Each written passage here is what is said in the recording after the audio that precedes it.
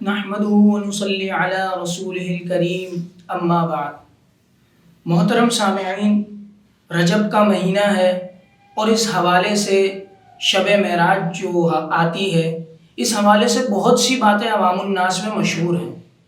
محترم سامعین، لیکن ان چیزوں کو مد نظر رکھتے ہوئے ایک جو سب سے خاص چیز ہے جو اس واقعہ معراج سے متعلق ہے، وہ کیا ہے؟ وہ نماز، کہ حضور اکرم صلی اللہ علیہ وسلم کو آسمانوں پہ جب بلایا گیا تو ایک خاص تحفے سے نوازا گیا، اور وہ تحفہ کیا تھا؟ وہ تحفہ تھا نماز کا۔ آج امت بنیادی طور پہ دوسری چیزوں میں تو لگ چکی ہے، لیکن نماز جیسی نعمت اور نماز جیسے تحفے کو بھول چکی ہے، کہ جب حضور اقدس صلی اللہ علیہ وسلم آسمانوں پہ تشریف لے گئے اور پھر بالآخر سدرۃ منتہا تک پہنچے، سدرۃ منتہا تک پہنچنے کے بعد جبرائیل علیہ السلام کو بھی اس سے آگے جانے کی اجازت نہیں تھی، اس کے آگے حضور اقدس صلی اللہ علیہ وسلم خود تشریف لے گئے، اور پھر حضور صلی اللہ علیہ وسلم کو 50 نمازوں کا تحفہ ملا۔ لیکن راستے میں جب واپسی ہوئی تو حضرت موسیٰ علیہ السلام سے ملاقات ہوئی۔ موسیٰ علیہ السلام نے فرمایا کہ اے اللہ کے رسول، اے محمد صلی اللہ علیہ وسلم، میرا تجربہ امت کے معاملے میں جو ہے وہ بڑا تلخ تجربہ رہا ہے۔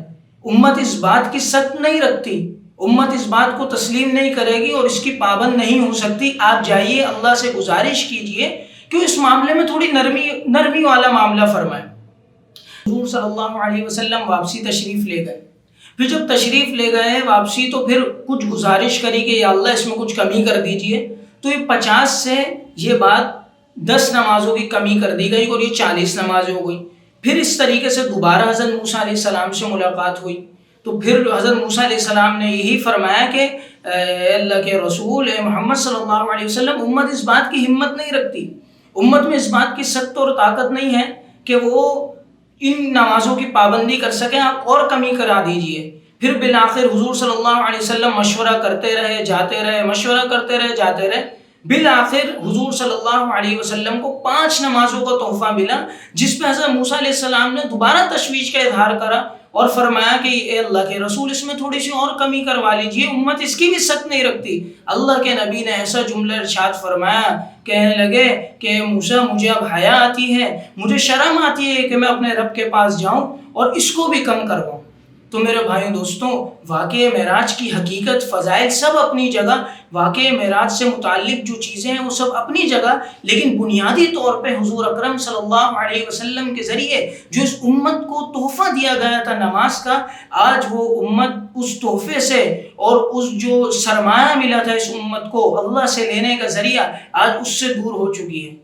تو محترم دوستوں، جیسے ہم دوسری چیزوں کے لیے کاوشیں کرتے ہیں، محنت کرتے ہیں، تو ہماری کوشش یہ ہو کہ بنیادی چیز کہ جس پر اسلام کی، ایمان کی عمارتیں کھڑی ہوئی ہیں، اس کو بھی ہم اپنا لیں، اور وہ کیا ہے؟ نماز۔